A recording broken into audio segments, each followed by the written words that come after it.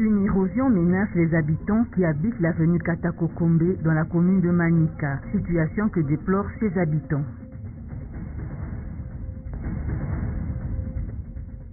Patrick Akwata était face à sa base de Chamundenda le lundi du 16 décembre. Il leur a exhorté à la vigilance 5 jours avant le scrutin. C'est tout pour les titres.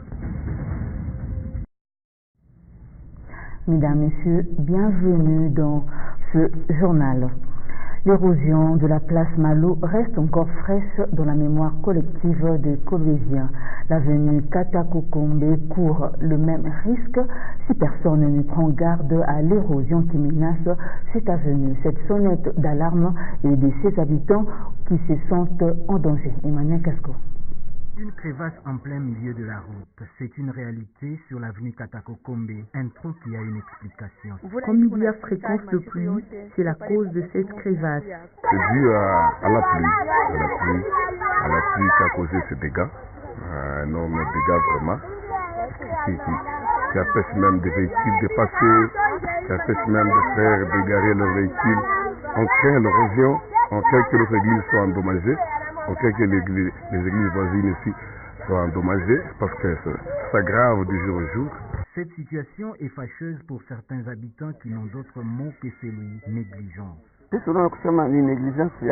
notre avis, c'est la négligence de notre quartier par les autorités. Notre quartier Kamanyola est pareil aux autres quartiers de Colombie, mais aucune route asphaltée dans les programmes provinciaux, à part Mamamujinga. Nous le déplorons. Mais la surprise, quand nous parcourons la cité Manika, beaucoup de routes sont bien asphaltées. Pourtant, la cité est pareille à Kamanyola. Nous sommes tous consternés suite à cette route qui plus est principale, mais il faut qu'elle soit accessible pour permettre à la population d'accéder à Joli Site. Pourtant, malgré les promesses d'arranger cette route, ils n'ont fait que l'axe derrière l'orthodoxe, mais qui ne sert à rien. Voyez ces églises, maisons, écoles et autres. Comme l'érosion continue, elle risque d'entamer même l'école construite par KCC qui aide la population. D'emblée, d'autres redoutent une situation analogue à celle vécue il y a quelques années au site du Temple Carmel de la 30e CPC. C'est ce qu'on avait vécu du côté Malo. Cette route se coupe parce que les autorités que nous avons ici n'ont pas de parents ici chez nous. Que pourront-ils venir faire ici à Kamanyola-Ambrousse? Aucun projet de modernisation de Kamanyola, pas même un seul. Nous sommes négligés, à moins qu'il n'y ait pas de Congolais dans ces coins. C'est seulement en cette période de campagne électorale qu'ils se souviennent qu'il y a des gens à Kamanyola. C'est déplorable. Nous n'avons pas besoin d'eux, qui ne viennent même pas ici pour espérer se faire élire. Katakokombe est l'un des artères principaux du quartier Moïse Tchombe, ex-Kamanyola, mais curieusement dans un état piteux. Et les promesses et les chapelets d'intention de réhabiliter les avenues Koukou et Katakokombe à Kamanyola restent sans lendemain. En quête des voix aux élections de 2018, des candidats imaginent toutes sortes d'artifices pour convaincre leur électorat. Cela passe aussi par les églises. Il s'agit de la campagne électorale. Des pasteurs livrent leur point de vue sur la campagne électorale dans l'église. Suivez. Ils sont venus louer leur Créateur. En dépit de leur diversité et adversité politique, ils sont ici filles et fils de la même famille, la famille chrétienne. Dans cette dernière, il n'y a ni race, ni tribu, ni opposition, ni mouvance. Il n'y a que de chrétiens. Mais qui sont pourtant des candidats, doivent-ils en profiter pour leur campagne? La campagne électorale dans l'église, on ne peut pas faire ça dans l'église. Mais dans l'église, on prêche la parole. La parole nous amène à être libres de faire son choix. Mais dans l'église, c'est l'entité du Seigneur, là où on doit prêcher sur la parole, là où on doit enseigner la parole, pas faire la politique dans l'église. Mais quelqu'un, personnellement, peut faire la politique de son choix, mais pas dans l'église. L'église, c'est l'église du Seigneur. Pourtant, de plus en plus de candidats sillonnent églises, mosquées, groupes de prière et autres se faisant de Saint-Nicolas électoraux. Est-ce admissible au sein de l'Assemblée de Saint? Papa, non, qu'ils nous demandent de prier pour eux, c'est tout, au lieu qu'ils viennent faire leur propagande dans l'église. Dans notre église, Il est hors de question que des politiciens viennent leur campagne électorale. Mais s'ils veulent la prière, ils sont les bienvenus. Cela sera décidé en conseil paroissial. D'ailleurs, même si nous prions pour la personne et qu'elle passait, elle va tout oublier. Mais se tenir devant l'église pour dire votez pour moi sans nom, avec trop de promesses, ça on ne va pas accepter à l'église. Dans sa vie sur terre, le Christ a souligné que c'est à ses fruits qu'on reconnaîtra un arbre. De même, qu'en cette période électorale, il est plus aisé de distinguer l'Église spirituelle et celle charnelle par leur action. Différents articles sont produits par des femmes vivant avec handicap encadrés par le centre Nourou à Nyumba et à Eri ce 17 décembre. Elles ont exposé leurs produits à la joie des clients. Emmanuel Casco, une fois de plus.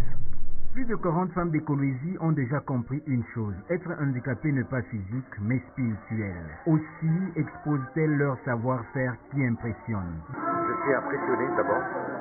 Je suis impressionné. Moi, je me dis ce qui a assez des valeurs dans ce centre qu'il faut promouvoir. Il y a beaucoup de qualités que ça nécessite qu'elles soient encouragées. Je pense que c'est vrai. Il faut encourager ces femmes à vivre dignement et elles le prouvent par rapport à la qualité de leur travail. Moi, je voudrais profiter de votre micro pour appeler tout le monde, tous les citoyens de venir voir ça et encourager ces femmes. Mais de personnes comme Guillaume, autrement appelé client, sont quasiment rares pour ces femmes vivant avec handicap. Cela ne va pas sans difficulté. Ils nous aident en achetant nos produits, ce qui va nous permettre de subvenir à nos besoins. Nous rencontrons plusieurs difficultés dans notre activité. Nous invitons les clients à venir acheter nos articles. Contre vents et marées, Nourou remet de ses cendres tel un phénix. Mais il faut l'implication de tous pour sa pérennisation. Le centre des handicapés produit beaucoup de choses, de très belles nappes, et de différents motifs. Vous avez là-bas des nappes de motifs africains, des nappes de fleurs, motifs fleurs, bouquets champêtres, marguerite, Noël, Pâques. Il y a beaucoup de motifs. Ce sont de très belles nappes durables. On vient de recommencer et on compte sur la population. Si la population vient acheter les œuvres des handicapés, ça va les encourager et le centre va continuer. Et si les gens ne viennent plus, je pense de nouveau on va encore fermer ce centre. Le message est passé. Votre achat d'un article produit par les sociétaires de Nourou est un acte de bienfaisance qui restera indélébile dans les annales célestes, alors que votre passage à Nyumba ya Eri reste d'un grand prix.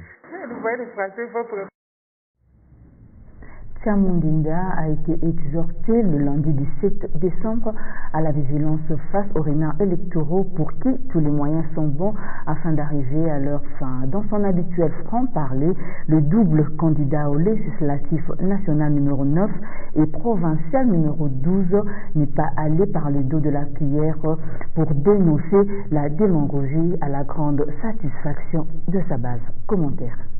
Comme Zaché dans le sycomore, ces jeunes gens de Chamundinda veulent à tout prix suivre le message de leur éternel avocat Kakwata. Sans distinction aucune, enfants, jeunes et vieux, hommes et femmes suivent attentivement leur futur député.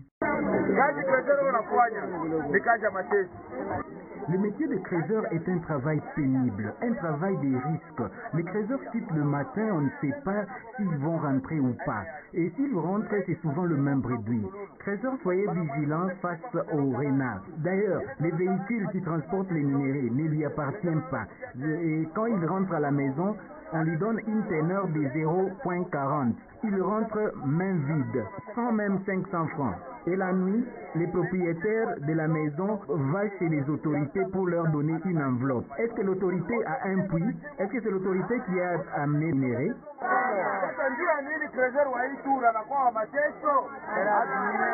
Ce discours est maintes fois discontinué par des applaudissements de l'auditoire, exprimant son amène à la clarté du message qui exhorte. Le 23 décembre à 6h juste, Si on se réveille pour aller voter, dites-vous qui je dois voter et pourquoi.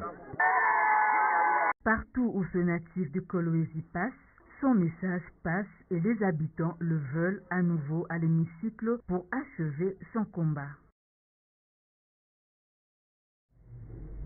Et pour terminer, des jumeaux abandonnés par leur mère 9 jours seulement après leur naissance. Cela se passe à 30 km de Kolwezi le 17 décembre au village Biwaya. Les raisons sont diverses. Ils n'ont que 9 jours sur terre que leur mère les a abandonnés. Ces jumeaux sans péché sont au village Biwaya, à 30 km de Kolwezi. Il faut une voisine pour plus de lumière. Elle a demandé la carte d'électeur de son mari. Puis elle a commencé à comparer. Je lui ai dit qu'il n'y avait aucun problème, même si tu es grande par rapport à lui. Ne te fais pas de soucis. Après, elle est allée jeter de l'eau. Version qui ne croise pas celui du géniteur. Ma femme était malade et je suspecte la malaria. Je ne suis pas sûr de ceux qui disent que la fuite. Elle doit être en brousse ou peut-être elle est allée tomber quelque part, je ne sais où. Que les gens de bonne volonté me viennent en aide pour élever mes enfants. Ceux qui ne laissent pas silencieux les responsables du centre de santé où l'accouchement de ces jumeaux a eu lieu. J'ai libéré cette maman avec ses jumeaux sans rien payer. Nous sommes à sa recherche parce que l'abandon des enfants ne nous enchante pas. Que les gens de bonne volonté nous viennent au secours parce qu'on ne connaît pas l'avenir de ces enfants.